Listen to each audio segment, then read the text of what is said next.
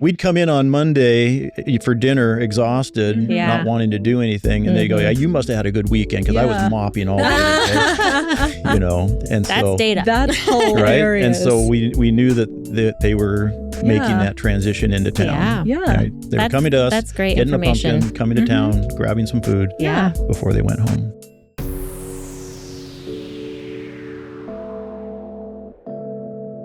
Sheila. Megan. Welcome. Yes. Welcome back. Welcome back. Yes. Another episode. Another episode for May. Yeah. Time is flying way too fast. Like, how is it May? My brain is still getting through like January and February. I know. It seemed like January took forever and then it's just accelerated. And now farmers market is starting tomorrow, which is super exciting. Yes. Very excited for Sarah Dillon Jensen to have another season under her belt. Yeah. It's going to be good. And that means it's like the start of all the nice outdoor activities and better weather. And speaking of farmers market outdoor activities. Do you like my segue? That was very smooth.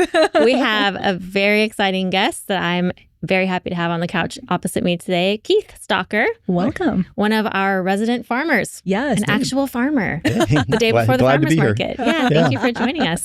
So, Keith, you recently reached out to us at HDSA to collaborate with something that you've been doing, Thankful Thursdays, which has been a really fun campaign to watch on your social media channels. Yeah, just a way to celebrate the people and the businesses that make our community successful. Yeah, we were honored to be part of that. And I thought, I want to get Keith's story as well.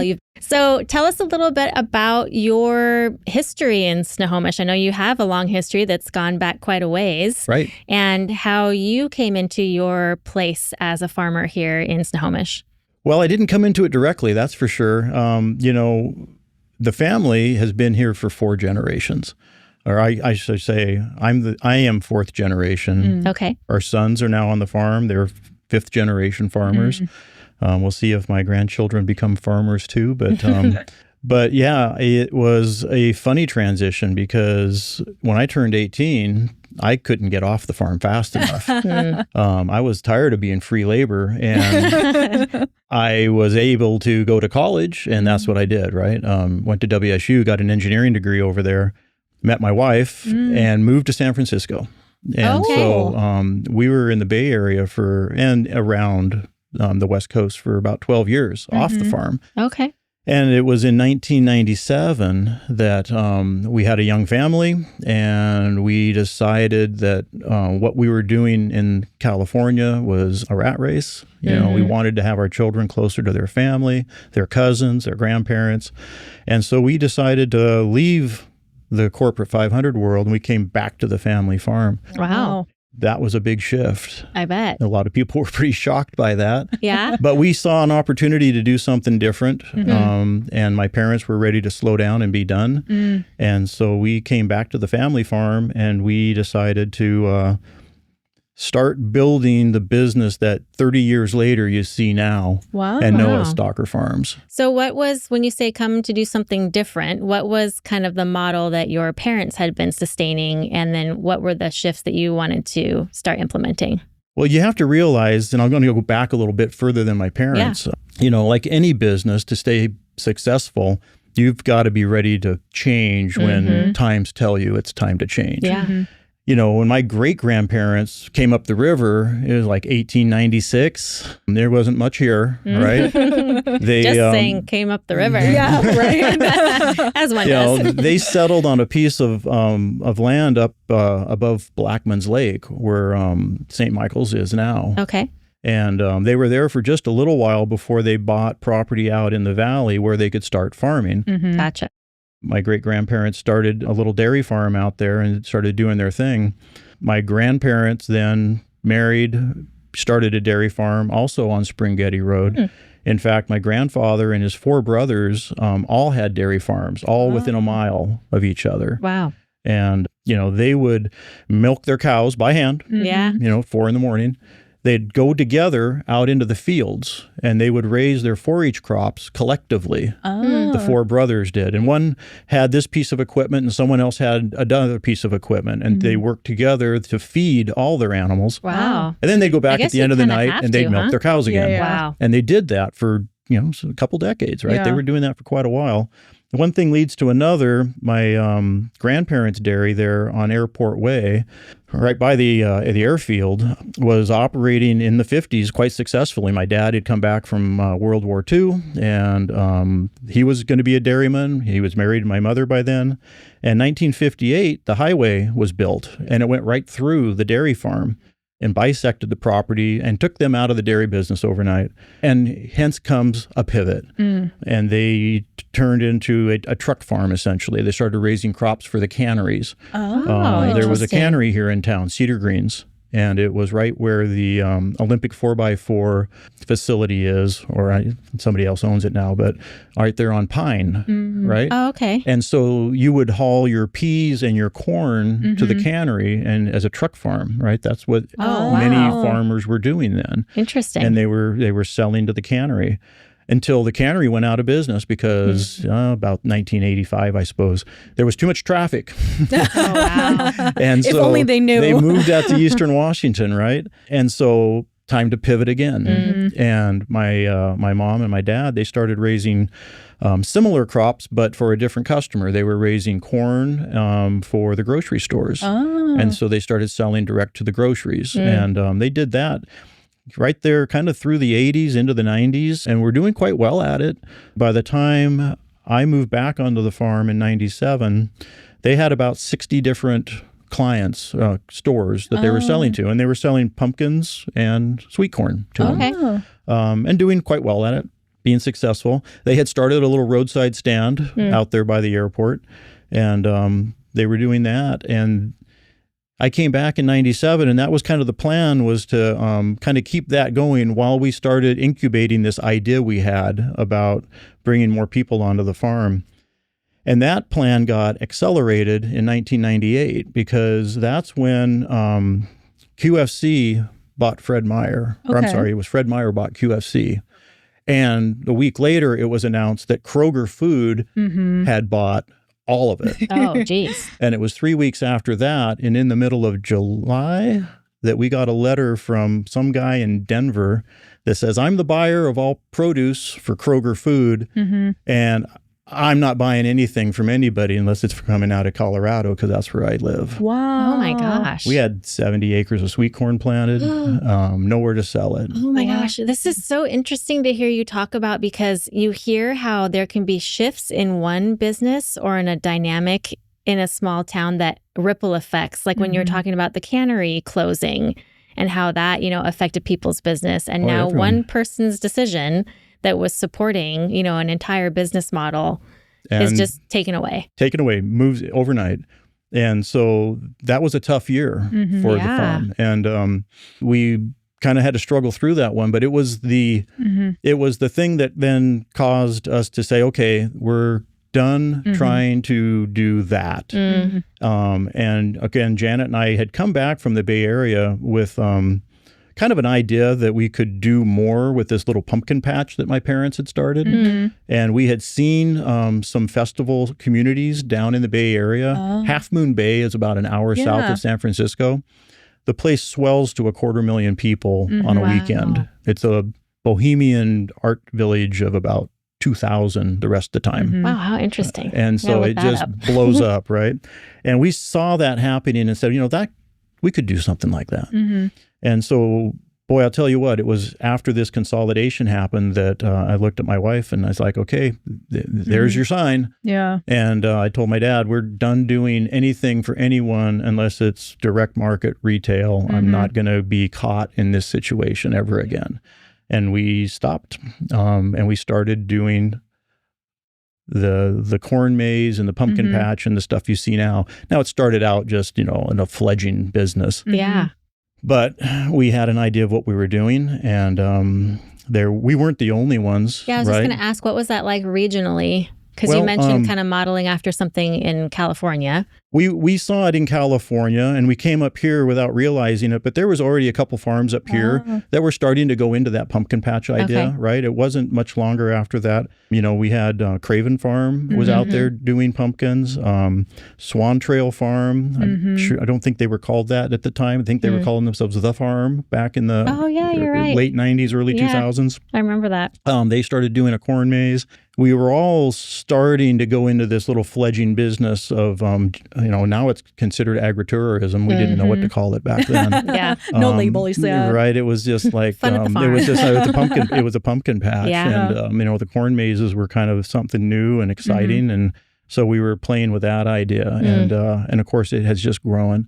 And at that point, what was the context of like Snohomish as a city, or even like places like Everett and Lake Stevens? Because obviously I think we've seen in the last couple of years, there's been such a big boom of people moving out of Seattle into these more northern towns, right, in the Puget Sound area. But like back late 90s, early 2000s, when you're toying around with this idea, or when you're starting these pumpkin patch farms, are there a lot of people who even live here at that point? Or are you really like driving a bunch of Seattleites out into this area at that time? There were a lot more people here in 2000 than there were when I left in, early 1980s. In fact, Monroe, gosh, when I was in high school, I graduated from Snohomish in 81. And back then, Monroe was 1,800 people. Right? Wow. Yeah. And, once they established Highway 522 into there and they took an aggressive growth model, gosh, I don't know how many people are in Monroe now. It has to be, 20,000? A lot. Yeah. It's huge. Definitely more than 1,800. Right? Busy over right? there. And so that growth has been happening for these last several decades all around us. And I call it a double-edged sword. The people coming into the community, of course, are taking advantage of the, the experiences that we're selling on our farms. Yeah. But that urban pressure is creating trouble too, right? I drove down the road today with one of our tractors and got a single-fingered salute slowing down Marsh Road, You're like, we were here first. Yeah. Dibs. Regardless of how you look at it, it's like, growth is good and bad, right? We need housing, but man, all the water that sends down into the valleys, we as farmers absorb all that, right? We're taking on all that runoff. The traffic makes it hard for us to do our thing. Our stuff makes it hard for people to commute through the valley. So there's trade-offs there. Of course, but in general, the growth is good, right? It helps to drive business. Yeah.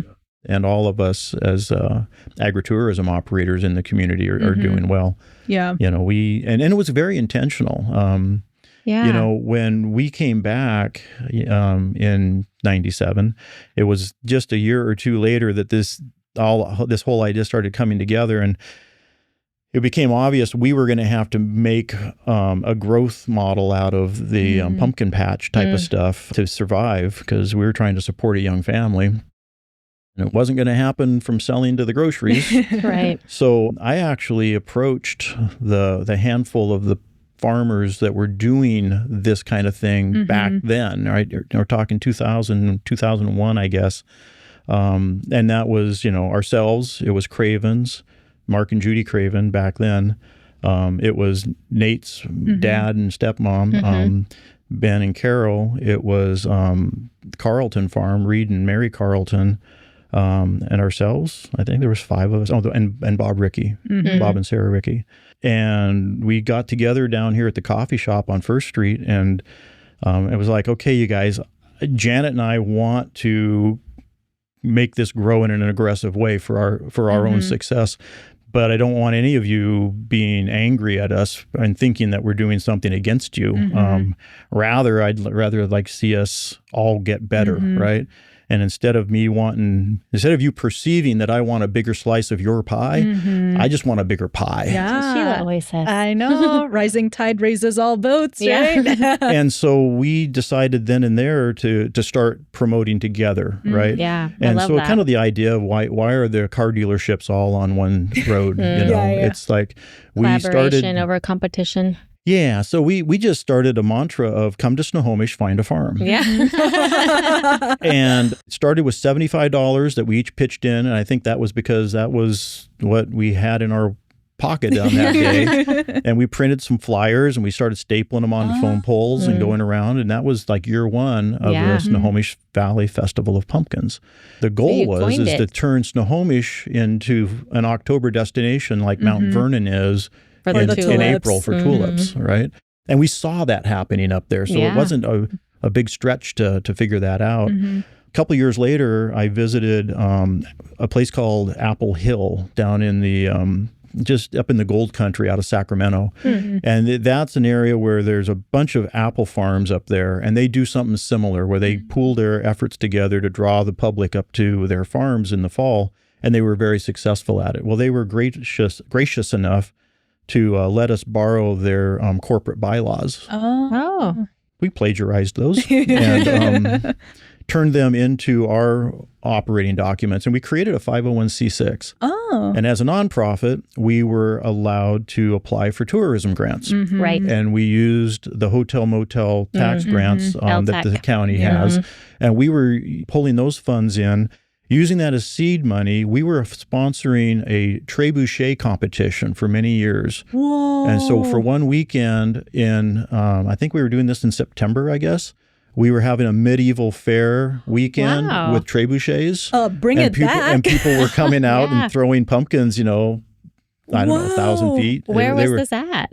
Well, we were over here on the Bartelheimer property behind the Little League baseball fields. Oh, okay, yeah. Right? We were there for a few years, and then we outgrew that, and we went out to EB Island to a piece of property out there where we were operating on an 80-acre site.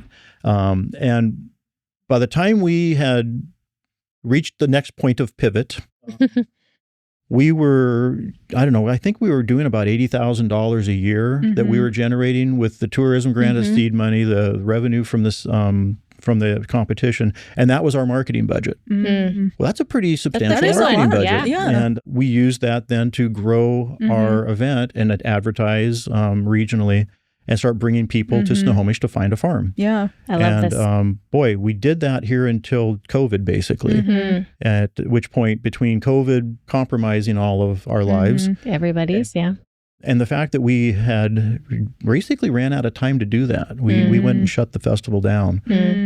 It was a good run while it lasted. And what it did was it helped all of us elevate, right? And in that time, that kind of those 2 decades there that passed, there were a couple additional farms that had, jumped into the valley. And so now there's like 7 farms just within 10 minutes. There is. You drive down Marsh Road and you can just pick them out left and right, right? Yeah. No. And everyone's busy. No one's hurting anyone else. We're all just banging away. Yeah. I love it because I think one of the first times that I've been to Snohomish is because of the farms. Like we went to one and we were like, oh, Snohomish existed. Didn't know that before. We're not from the area. So, we're like, oh, look at this new area to explore. And then once we found one, we're like, oh, let's go to the next one. Let's go to the next one. We were collecting it like Pokemon cards at that point. But it makes it fun, right? Because each one has a little special something and you want to experience all of them. Right. We're all unique. Exactly. Yeah. No. And that's kind of how we talk about one another, right? It's like, well, if you want to experience this, you go here. If you want to experience something more like that, go over there. Yeah. I think that's really the power behind the concept of collaboration over competition, because you all are intentionally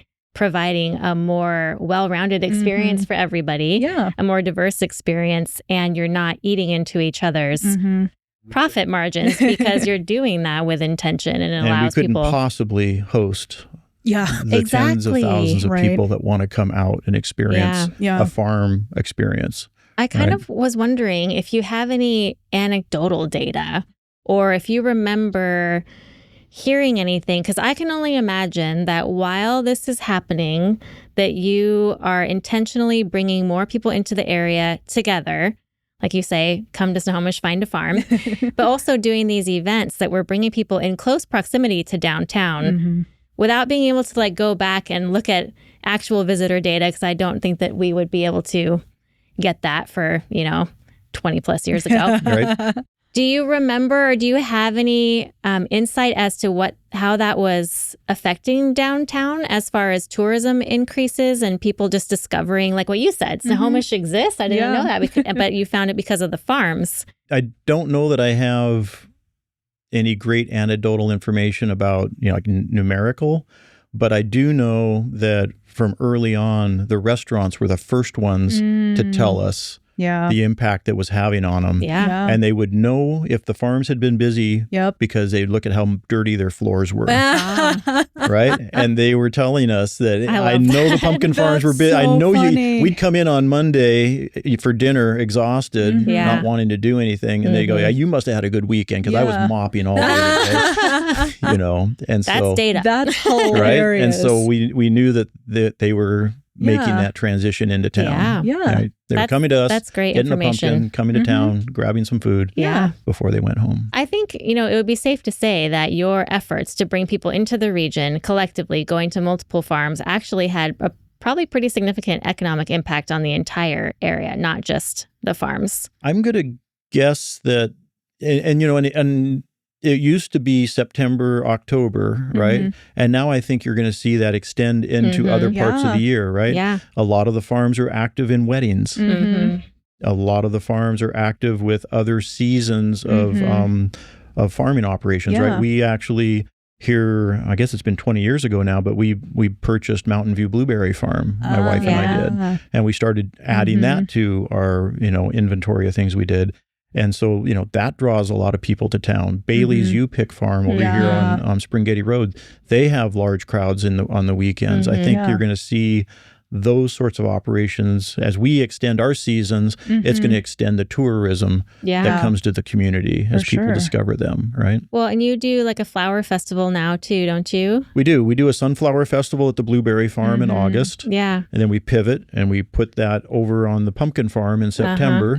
It's a nice transition. It's great transition. It works out really well for us. And we would extend that even more, but gosh, we're running out of bandwidth. Yeah, so. you guys are so busy. Imagine. We were just talking before we started recording, right? It's like picking up for this upcoming year season, but you guys have been hard at work all year long planning for everything. Yeah, there was a time when the winter was kind of some down months, and those days are past. Yeah, I made that mistake thinking that when I was originally trying to reach out to Nate Krause over at Swans Trail, I think I was trying to get him on the podcast, and I started in well, no, that was the first time. It was something else. Maybe it was something for Christmas. I don't know. I was trying to get him to do something. And I'm like, it's your slow time, right? And he was like, no, there is no slow time. Like, thank you for trying to be mindful, but that basically just doesn't exist. I'm like, no, the winters now are spent doing a lot of planning work, a lot of financial review. Of course, you're filing taxes, and then you're still doing all your maintenance work. And, we have a crew of about 15 that are going year round. That's it. Dang. Well, that's full time. Yeah. To me, I expected a larger number, considering how much you guys do throughout the year. Seasonally, that number swells. I think there was over 400 employees on our crew last year in the fall. That's amazing. Yeah, my son worked for you one year. You had mentioned that. Yeah, when we talked last week. It was great because it was during COVID. And he was doing online school, I think through AIM High School. So they have shorter hours anyway. Right. Oh, then we took advantage of that. He needed stuff to do. And I remember he was working during the day and I was like, thank God you're busy. Go to work. But he really enjoyed it. Boy, during COVID, we had, I think, 12 employees that did nothing but wear backpack sprayers, running around chasing guests. Spraying them you down touched with the picnic sanitize. table. I have to spray it. You came out of the Santa can. I got to spray it. Well, we got to do what we got to do given the circumstances, right? You guys still made it an option for people to enjoy something. Yeah. And being outside and being in the farm was one of the few things we could do. So we appreciate it. I hate to admit that, we were actually very busy during COVID, as a farm because people had limited opportunities. And fortunately, we were able to persuade the governor to allow the farms to stay open. Yeah. Well, and you also were able to allow Sarah to continue the farmers market.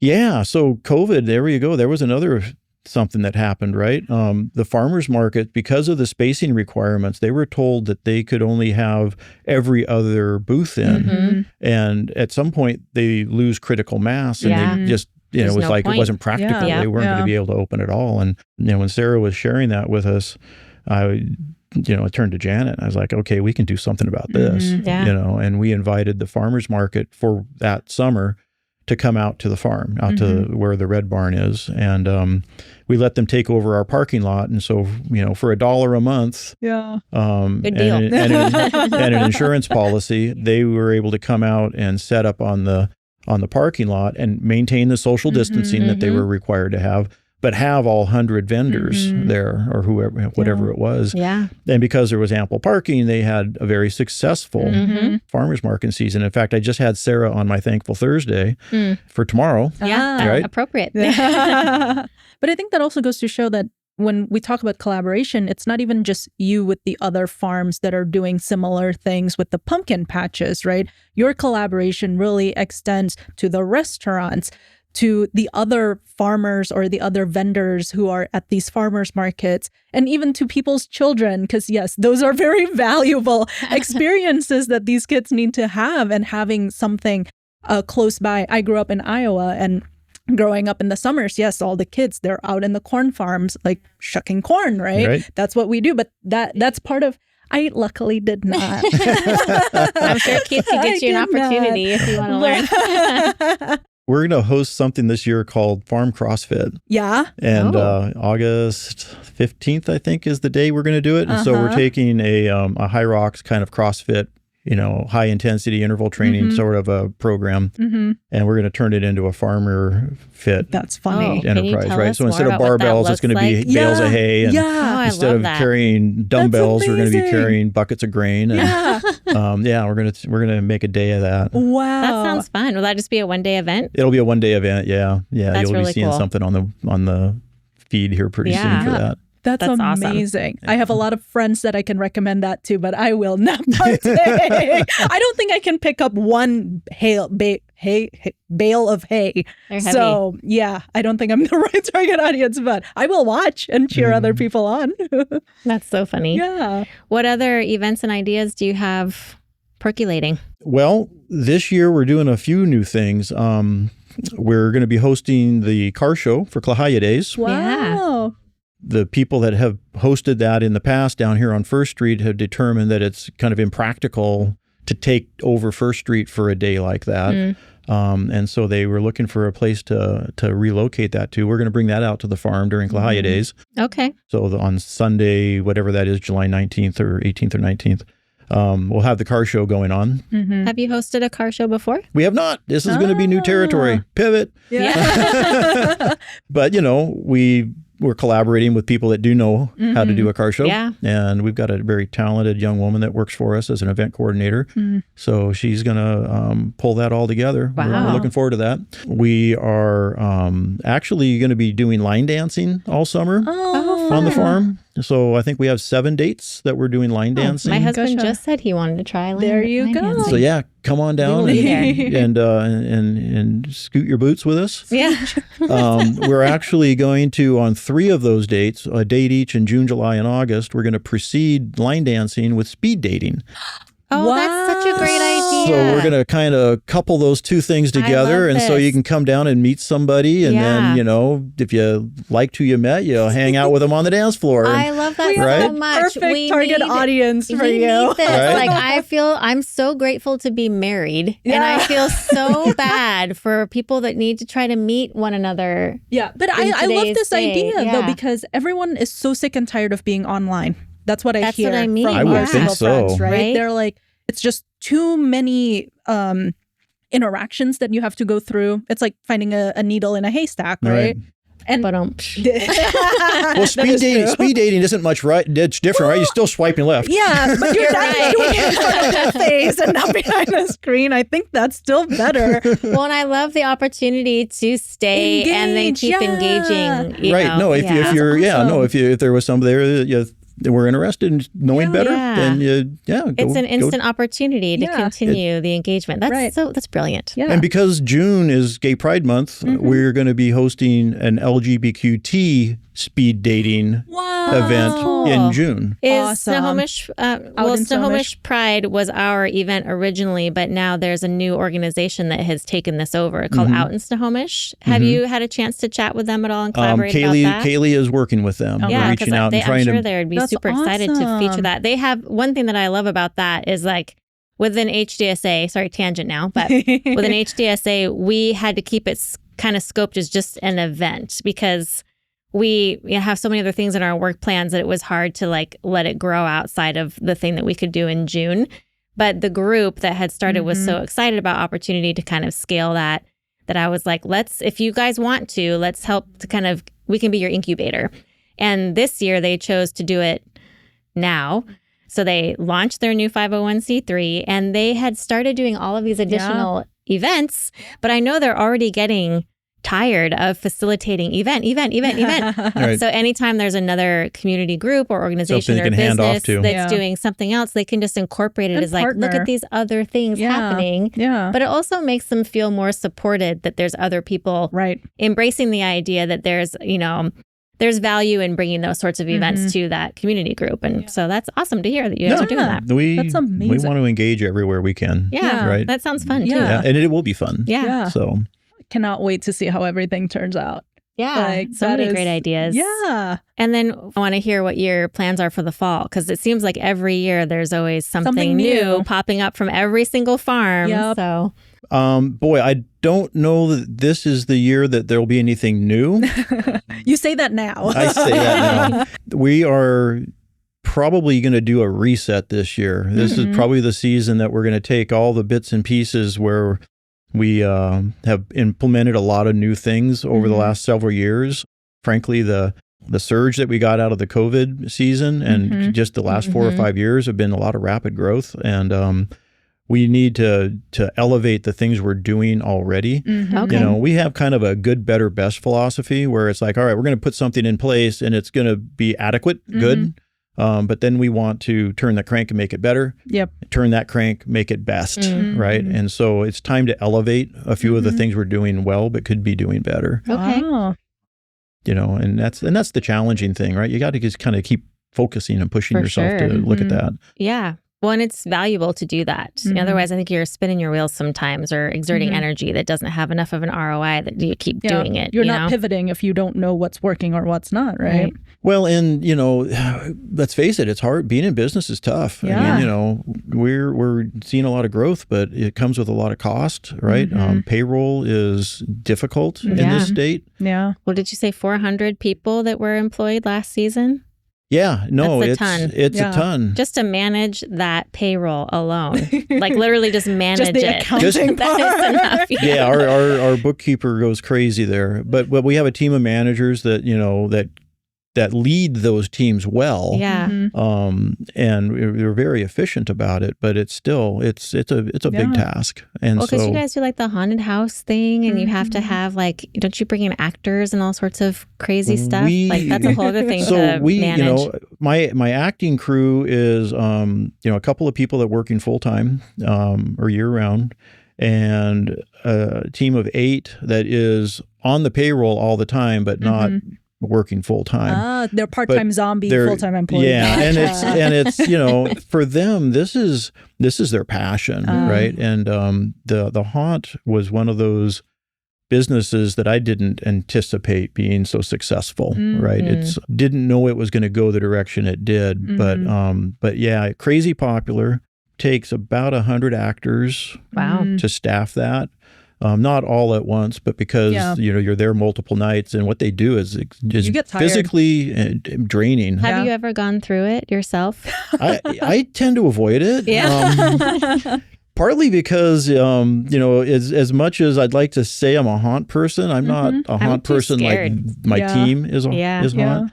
And they pick on me when I go out there. Oh, you got to go incognito. I got to go incognito. Yeah, because they get way too much enjoyment out of it. Yeah. out of having me out there. Trent actually used to work as one of those actors in a haunted farm years ago. Yeah. And he would come home, full makeup still on, at midnight, 1, 2 a.m. It is a pleasant sight to, just wake up in the middle of the night and there's this. Hi, honey, I'm home. Exactly. But, they love what they do. And it shows when they scare people how much they love what they do. Yeah, no, the folks that are out there, I mean, and it's, everything from high school drama students to, to people that were high school drama students 20 years ago. Yeah, right. The inner high school drama. Yeah, and I have actors that have been working for us for 18 years. Which is about as long as we've done a haunt. Wow, that's really neat. And we stumbled into that, right? I mean, that was Halloween night, probably 2003 in the corn maze, like early on in our corn maze years. And it was like, okay, well, tonight, folks, there's the maze is haunted. Yeah. The corn maze is haunted last night of the season. What we did is put a couple of boys out there, and one was in a Tigger costume, and the other one was wearing a gorilla suit, and they were wandering 2 miles of trails, and you couldn't find them because it's a corn maze, and when they did get discovered, it would be like, he's over here, and of course the crowd goes crashing through the corn. The poor kid was running for his life. And he was the one being haunted. Right. Yeah, by the exactly. They went from being the hunter to the hunted.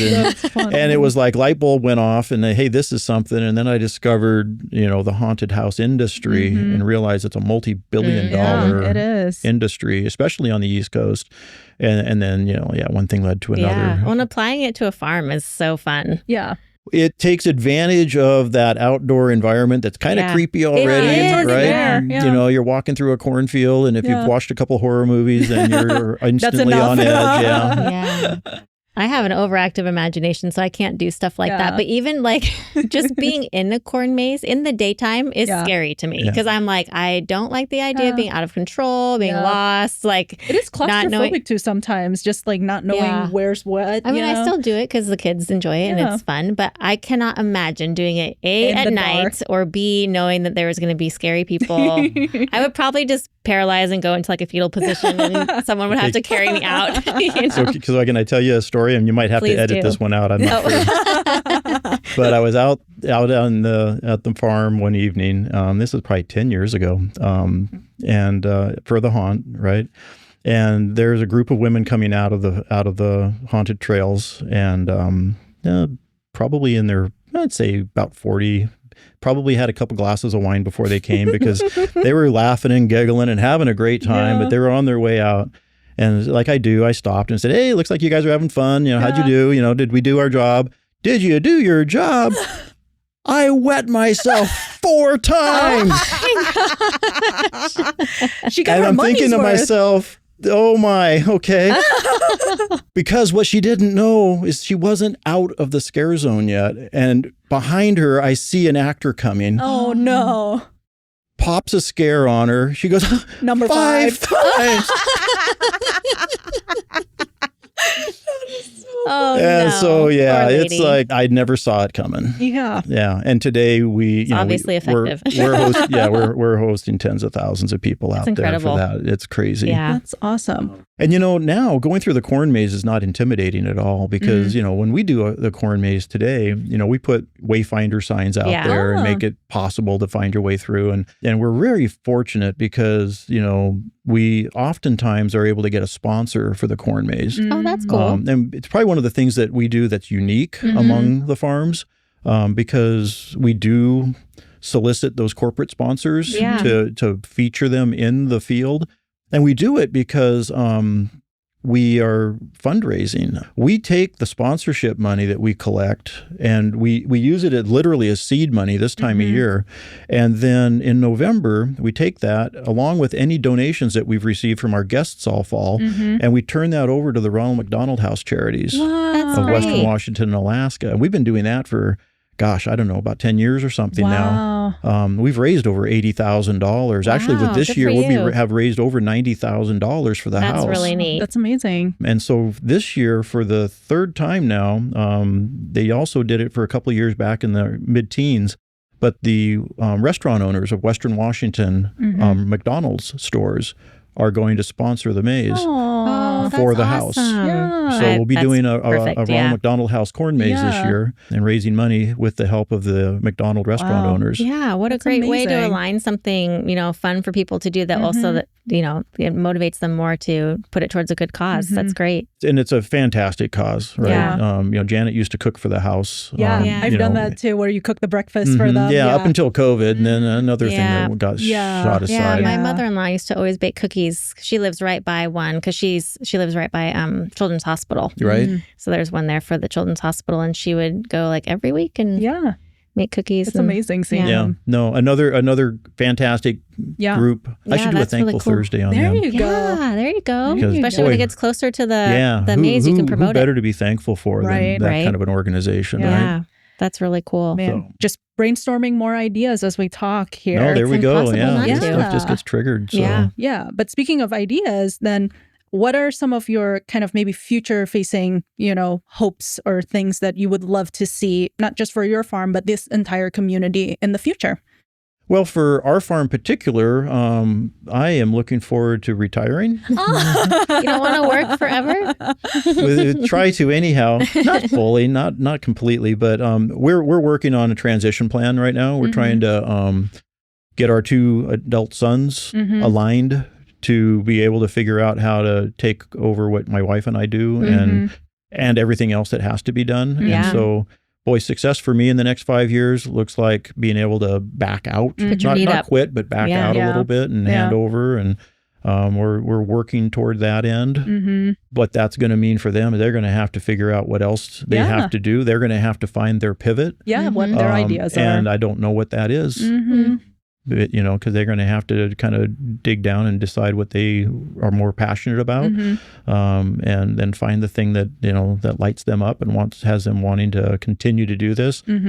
That can be successful. That can be embraced by the community. That can make sense as a business. That makes sense with the population growth and all the rules and regulations that we're all having to kind of fall in line with. There's a lot going on. There are. And so, not saying it's going to be easy, but it's going to be, kind of that's the hope, is that they're successfully in place here in the near future, and Janet and I can start doing a little more traveling or something. Yeah.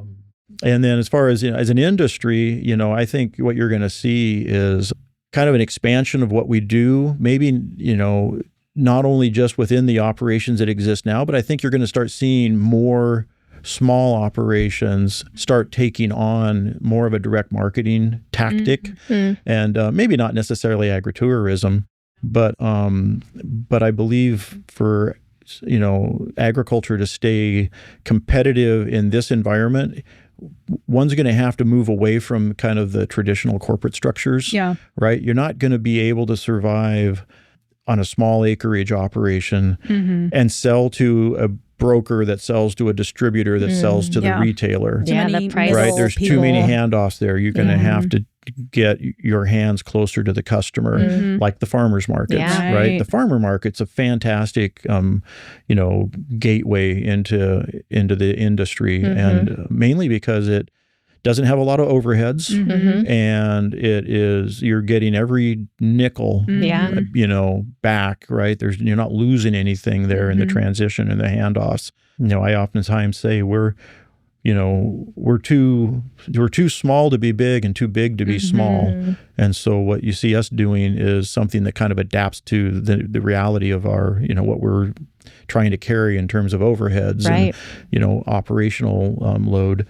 But if you were a small operation, whether it's someone selling eggs from the front of their house, right, or something at the farmer's market, I'm going to say you're going to see more people trying to get into that, because I think people want to get back to a simpler way of life, or what feels like it, even if they're busy, trying to keep their kids off of devices. They're looking for ways to reconnect. Do you think that as like a society that we need to do that? And I'm asking more with your expertise as a farmer, like someone who's been in, like, literally in the food chain. Field. He's been in the field. Just for kind of like the sustainability of food availability.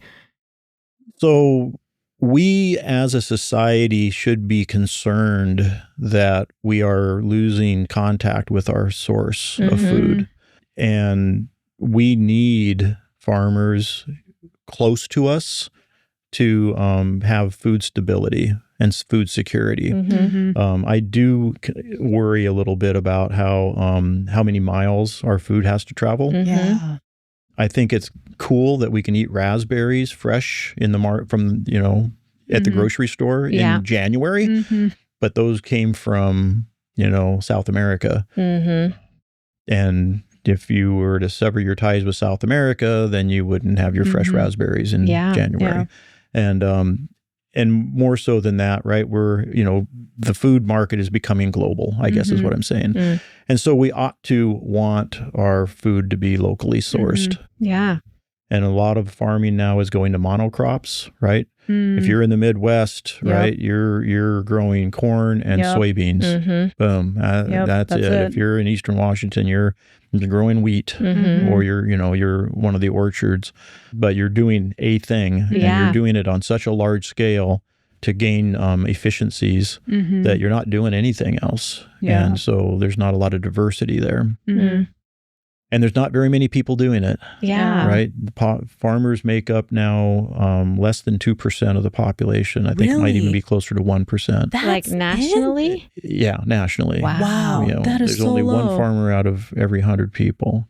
How is that even possible? That's crazy. And that one person is feeding the world. Yeah. Right? A lot of food gets exported out of our country and feeds the world. A lot of our land grant universities are creating the foods of the future, right?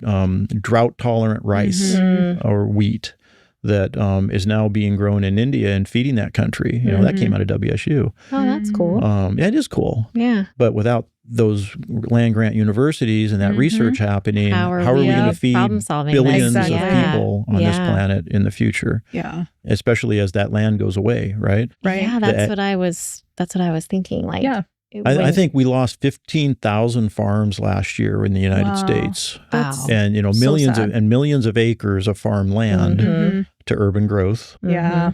And yet our farm production goes up. And it's going up because of more people adaptive technologies, right? Whether it's plant breeding or the use of automated equipment, or it's kind of a sore subject, but the use of the fertilizers and pesticides that allow production to be more efficient and proficient. Yeah. All those things are what's feeding. Again, a couple billion more people now than it did just a few decades ago. Right. It's crazy. Off of less land on a system. Yeah, it is. So anyhow, I think we would be better served to save our farmers. Yeah, for sure. That's probably a biased sounding statement, but save the bees and the farmers. I wouldn't definitely save the bees. Yeah, we're in trouble without them. Right. Well, thank you for your insight on that. My mind just kind of went there during our conversation. I was like, I want to know what you think about this. But I think that is a good point, though, of all these monocrops and the food traveling so long to get to us. I think the availability also kind of takes away from the joy of having seasonal foods. Right. We're so on demand. Yeah, because you expect raspberries and blueberries and blackberries and strawberries in January. Whereas when it's cherry season around here, right? You're like, oh, it's cherry season. We got to get those cherries and we got to buy as much as we can and eat it, get our fill in the summer so that, we don't miss it in the winter or we freeze it or whatever. Or that we just don't want to work. We don't want to even think to plan anymore. And it's just sometimes too available. Yeah. And I think... But that's scary. Yeah. My husband and I, we have these questions that I don't remember where we got it from. One of them was if you knew you were going to die in a year, what's something that you would do? And I was like, oh, yeah, I would go off grid in some way to just experience what it's like to have to actually live off the land. Because as a species, I'm going to get all weird now. We're meant to live, to work to live by way of working land, raising animals, whatever it is that like the work that you do, we're meant to do it in order to survive. And, you know, over the course of history, we have gotten industrialized and all of these things that have happened to where now we have these jobs where we work for an exchange of money so that we can buy the things that we need to survive. But like you alluded to, we're so far removed from where our food even comes from or understanding what it takes to even like just live in a natural cycle, a cycle of like planning, planting, harvesting, saving, and then canning. Yeah, exactly. And we're not actually that far removed on the historical timeline from where we needed to do that. Yeah. But that's where I was curious of your perspective on that. Like, did we move so fast that we can't actually sustain what we're in now? And because we have a lack of these skills, myself included, knowledge and skills, are we going to outpace? You know what I mean? Like, I think about these things. Yeah, Megan and I have these kinds of conversations all the time. It causes one to wonder. Yeah. Right? You know, it's funny, at the blueberry farm, it's where we live, and Janet, my wife, has what I would call, not huge, but a large garden. She loves it. She takes really good care of it. And it's right there along the driveway coming into the blueberry farm. And I swear, every day, people stop their car, they get out, they go to her garden, they pick up the rake and stand there and have their spouse take a picture of them. Wow. Holding the rake in front of the garden. That's so funny. Because that's as close as they're going to get. That's not an everyday thing for them anymore. Yeah. And it's like, all right, I see what's going on there. That's so funny. So now I stage the rake out there for them. You just have to do a little cutout of you and Janet, and they can put their faces in there and be like, look at us, we're farmers. But again, that's become a novelty, right? Having a garden. Right. So that's crazy. Well, again, thank you for your perspective on that. And thank you for letting me have my mental spiral as I do, but I just can't help myself. No. I do want to talk about one more thing about your relationship to Snohomish as a community, and particularly downtown. We did talk a little bit about when you were kind of bringing in this intentional tourism and how that impacted the downtown. How do you feel your relationship as a farmer now is with our community and specifically the downtown area? Well, I'd like to think it's a good relationship. You know, we do what we can to support, the community. You know, gosh, we're engaged with things like the Klahaya Day celebration. And you know, I know a lot of the farms around here are supplying produce to the restaurants downtown. That used to be us. It's not us personally anymore. I think McDaniel's is probably, could retire on the business that the farms leave over there with with Brad and Bob. So, we're engaged in a lot of those sorts of ways. Right. I don't know that downtown thinks about the farms, and I'm not sure that we spend a lot of time thinking about town, other than... That's helpful information. And I have had a conversation with another farmer about this where he candidly said, and I appreciated it, he was like, well, if there's anybody who benefits from one or the other, it's like, I would say downtown probably benefits more from the farms. And I was like, 100% we do. Because I think the amount of effort that was put in to bring people and grow this entire agro-tourism presence that we have here in Snohomish absolutely benefits downtown. It's like you said, how muddy were the floors in the restaurants, but people are able to discover, as both of us did, without knowing about Snohomish before, that there's this cute downtown here because of a pumpkin patch, that's how a lot of people discover the area. That was the segue, Yeah. And so I think that we definitely, in the relationship, I would say downtown benefits more.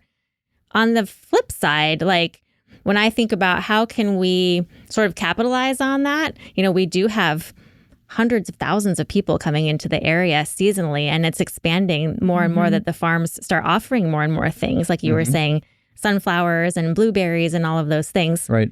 That a partnership, I think, is, again, we're going to benefit more. But there's always a unique thing that you can offer within whatever is in your area. So maybe when you compare, other regional areas that might have pumpkin patches that aren't quite as in close proximity, or they don't have a downtown, it's something that we can sort of add to while you're out in the area experiencing the fun of the pumpkin patch. Also, you can experience this really cool historic downtown that's been here for 100+ years, right? Forever, yeah. And so kind of that intentional collaboration is something that we're investigating. We have multiple committees and board members and things, and we have one gal who's really interested in just doing an inventory of all the farms in the area. And then the very fun job of going out and just experiencing what do they all do. But one thing that I would love to explore in that is like, tell us what you do best so we can feature that. And then we'd love to have this whole catalog of all the farms. Like you say, go to Snohomish, find a farm. That would be great to even like call it that, you know, and create this catalog of things that you can do. That's kind of a service that we are able to offer as like, did you know, in case they're on the flip side that they happen to, you know about downtown first, which I doubt, that you can also experience this agro-tourism. Find a farm, discover Snohomish. Yeah, there you go. See, bam, I love it. Yeah. We're just solving all sorts of problems right today. There. And, you know, I think you're going to find a welcoming community from the agriculture absolutely. folks, right? Yeah. I mean, everybody doing this kind of stuff around here recognizes there's a symbiotic relationship there. I don't see anyone trying to do anything but, you know, fan that flame. So yeah, I mean, we're so appreciative of all the collaboration that we've had with, you know, different farms, but also just the fact that we can capitalize on audiences coming in. Like one thing that we did last year around the holidays was we did a geofenced advertising that targets people's phones, and we did a geofence around all the farms that were close by, and that when they were at the farms that they would get an ad that was like, oh, come to the restaurants. Yes, or come downtown, like explore downtown Snohomish, or come back after you get your Christmas tree for Winterfest, you know, these other things that we had coming up. That because we don't do a lot in the fall, I think particularly because there's so much offered regionally in the area by the farms. But the Christmas season is when we kind of get a little bit more amped up for holiday events and things like that. No, and Christmas is a great season. I mean, it ended up being the third area of focus for us personally, right? So now, I mean, now it's what we have boiled our business down to is the blueberries in July and August. September, October is all about fall. And then, of course, Christmas, you know, right there in the holidays. And the Christmas trees. And Christmas trees. Yeah. And frankly, we sell out. I mean, in 5 days. Wow. You know, the choose and cut fields, you know, we have 20 acres of Christmas trees and you know, we will sell all the available inventory in just, in 5 days. We open up the weekend before Thanksgiving. We're open for the 3-day Black Friday weekend. And by that Sunday, we're pretty cleaned up. Wow. We'll be open into the next week a little bit, but yeah. So if you want the best pick, you got to go the week before Thanksgiving. You need to come out or at least come out on Black Friday. Yeah. And then, of course, we're selling trees all the way, you know, into December, but the choose and cut trees, you know, which is people with that family tradition that they want to come out and cut a tree. Their own tree. Yeah. And so, you know, honestly, that's where, you know, people that are coming to me now and, you know, and I get approached frequently by folks saying, hey, I want to start a corn maze and a pumpkin patch. Can you tell me how? It's like, I can, but I'll tell you what, if you try to do it here, you're going to be competing with 7 very strong businesses that are going to be hard to draw people away from. But you start a Christmas tree farm, then you're going to have more demand than you have supply because I can't keep up. Yeah, I have noticed that driving down Highway 9, because now there's the one on the direction is hard. The east side, you guys started growing more trees, right? On that side, it used to only be on the west side, right? Yeah, no, we have a place up on Phobes Hill that we're working with that we're growing trees up there. Man, just to have enough supply, enough inventory. Yeah, we can trying to keep up. Well, thank you so much for sharing all of this information. Like the amount of work that you guys do, not only with, you know, the agro-tourism, but everything else that you guys do in the community is just so eye-opening. And like, you guys are really one of the anchors, you know, around here in downtown Snohomish, you guys and the rest of the farmers as well. So thank you so much for sharing your story, your family's history and legacy here. I feel like I learned so much every time we talk to a guest in this podcast. I know. It's endless. I know. There's just too many wonderful people in this community for us to get through and talk to. We do have to ask you one more question, though. Okay. Don't skip over it. Exactly. That's where I was heading. Okay. So we have one closing question for all of our guests. Okay. And it's kind of simple, but some people find it difficult. Just describe to us your perfect day in downtown Snohomish. My perfect day in downtown Snohomish probably starts over across the street at the First and Union kitchen. With Ingrid and Andy. Over with Andy and Ingrid. Sitting in the corner of the restaurant that has my picture, where Andy and I were out pheasant hunting one day, and we found a bunch of mushrooms. Oh, that's really? funny. So, we'll have to look for that picture next time we're in there. You see me there with a shotgun and a basket of mushrooms. The Eggs Benedict for breakfast. And then it's out down to the river with the dogs to take them out for a walk and kind of take a look at things and watch the dogs play out in the water.